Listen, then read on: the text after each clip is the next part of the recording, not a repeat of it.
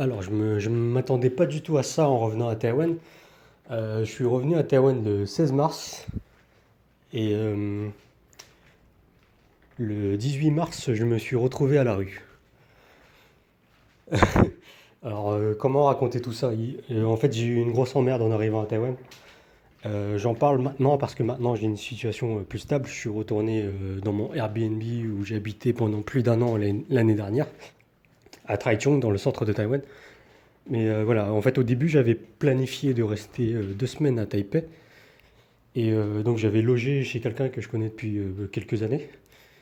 Et en fait, chez cette personne, elle a des toilettes avec une porte coulissante. Une porte assez bizarre d'ailleurs. En fait, tu dois tirer la porte pour fermer la porte et pousser sur la poignée pour ouvrir la porte. Ou inversement. Enfin bref, je suis arrivé un jeudi soir. Le samedi matin, je me suis réveillé. J'avais une grosse envie de chier, de débouler un cake. Et je suis allé aux toilettes. C'est le matin, quoi. Tu viens de te réveiller, tu as envie d'aller aux chiottes, tu as envie d'aller aux toilettes. Je vais aux toilettes, j'essaie de fermer la porte. Et là, soudainement, la porte tombe. La porte en bois tombe. Je la rattrape avec mes bras. Du coup, j'essaie de la remettre ensuite pendant 45 minutes. Faut dire que c'est une porte coulissante, donc en fait il y a des sortes de rails en dessous. Et j'ai essayé de remettre la porte, de le remettre dans les rails, de l'enfoncer à l'intérieur, mais j'ai pas réussi. Et là, la personne chez qui j'ai logé, pardon, m'a dit ouais, je suis pas content, je vais essayer, je vais appeler quelqu'un pour réparer la porte, je vais devoir te demander de partir. Sachant qu'on avait plutôt une relation amicale. Et bon, donc cette expérience, ça m'a fait revoir la notion d'amitié à Taïwan à la baisse. Déjà que cette notion n'était pas très élevée pour moi avant. Là, ça clarifie un peu mon idée là-dessus. Et bon, à part ça, sur le moment, comment dire, sur le moment, j'étais dans la merde, je savais pas où loger le jour même. J'avais regardé un peu les hôtels, les Airbnb, les logements. Au dernier moment, c'était 50, 75, 100 euros la nuit. C'est un prix scandaleux d'ailleurs, parce que c'est un prix que tu trouves en Europe ou dans les pays beaucoup plus développés, où le salaire est plus élevé aussi. Donc je trouve que c'est vraiment un scandale. Il faut savoir que les prix des logements à Taïwan ont beaucoup augmenté, voire doublé depuis le Covid. Et il faut savoir aussi que c'est pas là, on parle d'un logement à 50, 70 euros la nuit. C'est pas forcément un bon hôtel ou une bonne chambre. Ça peut être juste une chambre privée chez quelqu'un, ou alors une sorte de studio sans fenêtre. Et ouais, c'est pas du tout quelque chose d'inspirant, quoi. Donc voilà, sur le coup, j'ai contacté quelques amis et j'ai une amie dans le centre à Taichung qui m'a dit viens chez moi, je peux t'héberger. Et donc j'ai passé le jour même, j'ai pris un car, 3 heures pour retourner à Taichung. Donc au final, je suis resté seulement 3 jours à TP alors que j'avais prévu de rester 2 semaines. Donc j'ai annulé plein de rendez-vous, plein de gens que je devais revoir. Et ça m'a vachement énervé, frustré, rendu triste sur le moment. Et d'ailleurs, là, ça fait presque 3 semaines, mais j'ai toujours un sentiment amer par rapport à ça. On m'a jeté dehors pour un truc, pour cet accident, mais c'était pas du tout fait exprès, quoi. Et voilà, depuis ce moment-là, j'ai remboursé les coûts de réparation, qui n'étaient pas très élevés d'ailleurs, c'était 500 dollars taïwanais, donc environ 16-17 euros. Mais ouais, la personne m'a vraiment foutu dans la merde, quoi.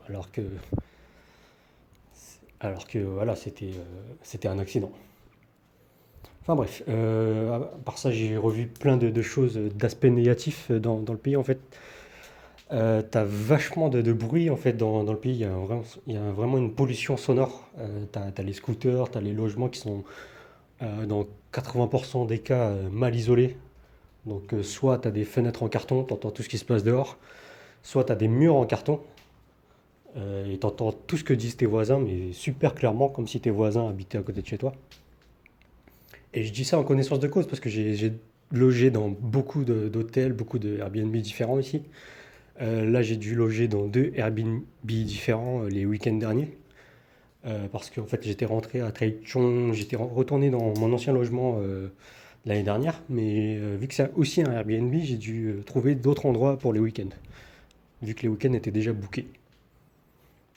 Et ouais, les logements où j'ai été, des Airbnb qui étaient un peu plus chers que la norme, et ils étaient pas hyper top non plus. Le premier était mal isolé, donc c'était au 16e étage d'un bâtiment. On entendait super bien l'ascenseur quand il était en marche. Sinon, les voisins, le dernier soir, je suis resté de nuit. Le dernier soir, j'entendais super clairement ce que disaient les voisins. Et le premier soir aussi, j'ai tué une dizaine de moustiques. Donc ouais, super, super inspirant, super reposant. J'ai tué une dizaine de moustiques qui étaient, je sais pas pourquoi, attirés. Il y avait une dizaine de moustiques sur le plafond. Le dernier Airbnb où j'étais, le week-end dernier, je suis resté 5 jours parce que c'était le week-end de Qingming, c'est le week-end de nettoyage des tombes en Asie.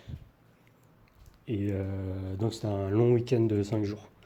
Et je suis resté dans un logement, c'était plutôt bien situé, mais alors là pour le coup c'était mieux isolé, mais c'était vraiment à côté d'une grosse route principale.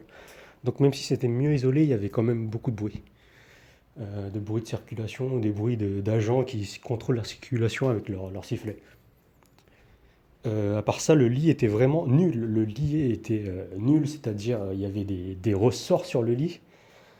euh, et on sentait super bien les ressorts en fait. C'était un lit hyper dur et tu sentais des ressorts qui te piquaient le dos en fait. Donc la deuxième journée où je me suis réveillé, j'avais hyper mal partout. Et donc les trois dernières nuits, j'ai carrément dormi par terre. C'est-à-dire que j'ai mis la couverture par terre et c'était plus confortable que sur le lit, quoi.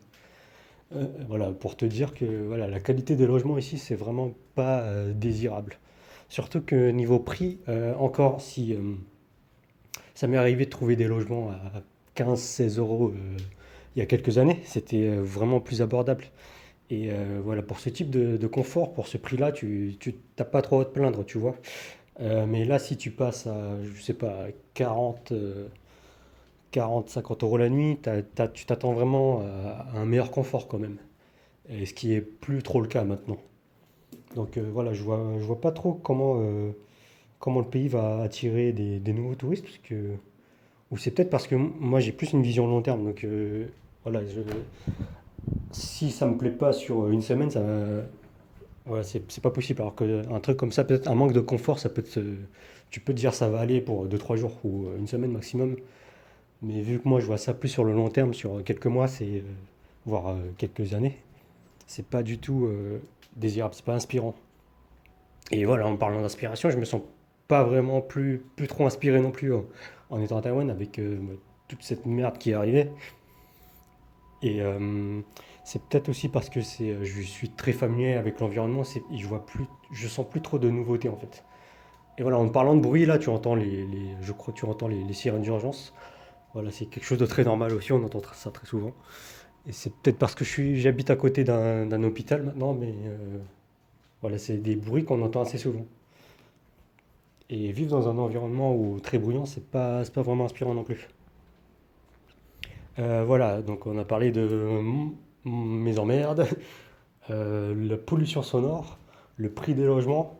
Il y a autre chose que j'avais déjà remarqué à l'époque, mais qui est encore plus prononcé maintenant, c'est la passivité des gens. Je pense que c'est à double tranchant en fait.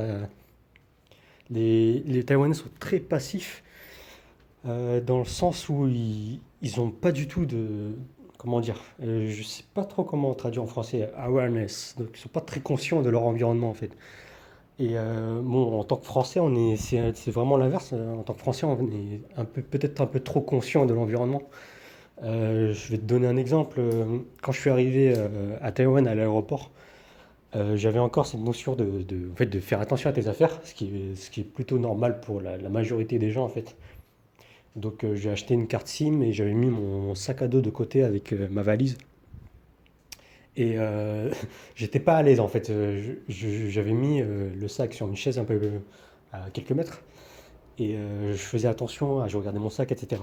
Alors que après, je me suis souvenu en fait que ici à Taïwan, c'est normal de ne pas faire attention à ses affaires en fait. C'est normal que ce soit safe, que tu n'aies pas à faire attention.